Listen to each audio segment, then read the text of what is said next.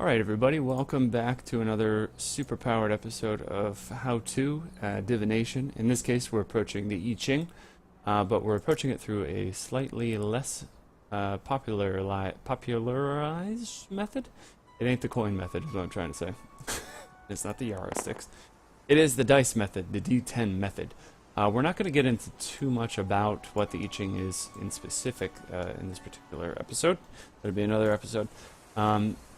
All you really need to know is that it's a very old book, it's an oracle, and what you will do is you'll need to generate a hexagram, so it's a series of 6 lines, broken or solid, and that'll get you the page you need to go to in your book, and that'll get you the advice you need from the I Ching.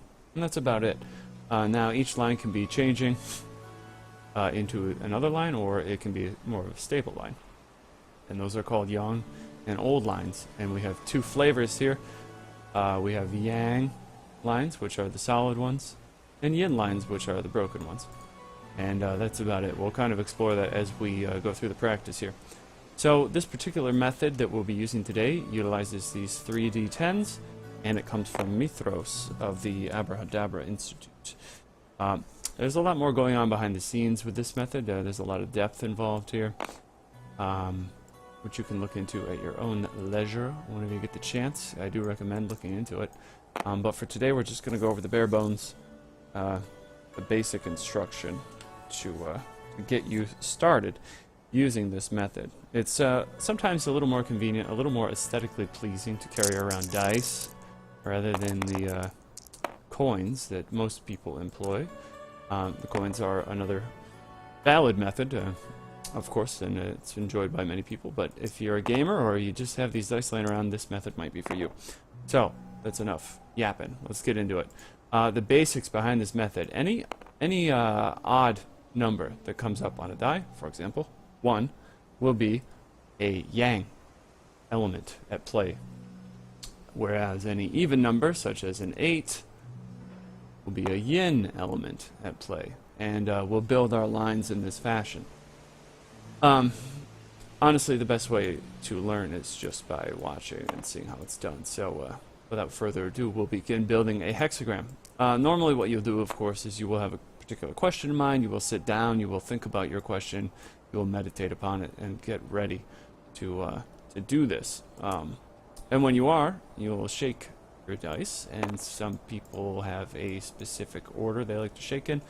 Always a good idea to think about your question while you are shaking as well. Whatever other rituals you like to employ, do them while you are shaking your dice. But for this example, you know, I mean, we're not even at a real table, so whatever.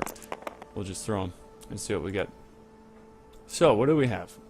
Let's arrange these a little bit. I can't rotate that for some reason. Weird. So anyways, here we have a 6, and a 2. So, a 6, and a 2. These are all even numbers. These are all yin numbers. Since they are all yin, since we have 3 yin, we get a yin line, but we get an old yin. Old meaning changing yin. It's at the end of its life cycle, and it will be changing into a yang line soon. So that's all this little red cube means, is it's just going to change, and we'll take that into consideration at the end. So, think about your question, shake your dice, throw your dice, see what you get. We're going to keep doing this until we get the whole thing done. So we have a 7, an 8, and a 1. So in this case, we have 2 yangs due to the odd 7 and 1, and only 1 yin. So 2 yangs and a yin is a young yin. It's just becoming a yin. It's got a long life ahead of it. So that's it. So it's a stable line in that sense. So we've got the yin here, young yin line. I'll plop that down, and it's important to remember that we'll be building these upwards. Always build your hexagrams going up. Start at the bottom and work towards the top. So your 3rd line, throw your dice, think about your question. We have a 4, 5, and 7. Right? So 5 and 7, odd. And the 4 is an even. So again, we have 2 yangs, 1 yin. It's a young yin line. So we'll put that over here. Nice. There we go. We'll continue on for the 4th line here. A 5, a 9, and a 1. Well, that's it. That's the yang. That's the changing yang. These are all odd numbers, and that results in a yang line, but it's an old yang, not the young yang. So it's about at the end of its life, it'll change into a yin line soon enough. 9, 5, and 1. All right, so we'll keep going. Throw the dice. Think about our question.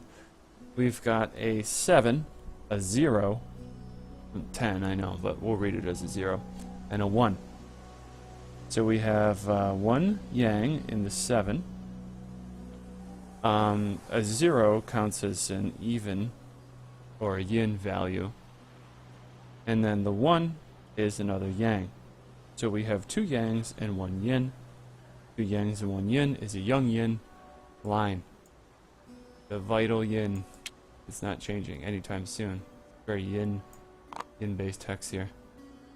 So now, for the final line, for the 6th time, we'll throw our dice, think about our question. And we wind up with 2 4s and a 7. Right? So 2 evens and an odd. 2 yins and a yang, which would be a young yang. So that is not changing anytime soon. There we have it. Again, these are 2 evens and the odd. 2 yins and the yang. And so we can put these up here. And that's about it. So there's our hexagram. And a hexagram is called that because it has 6 lines. It's not the scary kind of hex. Not the spellcasting kind. And that's it. So you would look this up in your copy of the I Ching. Yin, yin, yin, yang, yin, yang. You'd go find that. Usually there's a table in most copies, so you'd look it up and read the commentary. Now the important thing here, again, is that these lines are changing.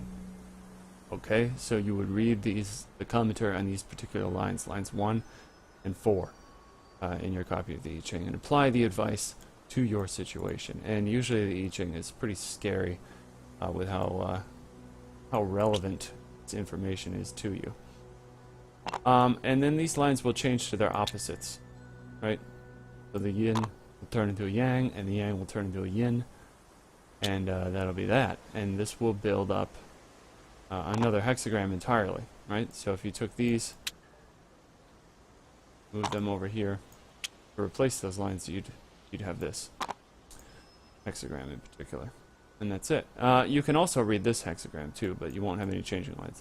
It's just kind of read the basic thing on that hex as it stands. So that's it, guys. That's the D10 method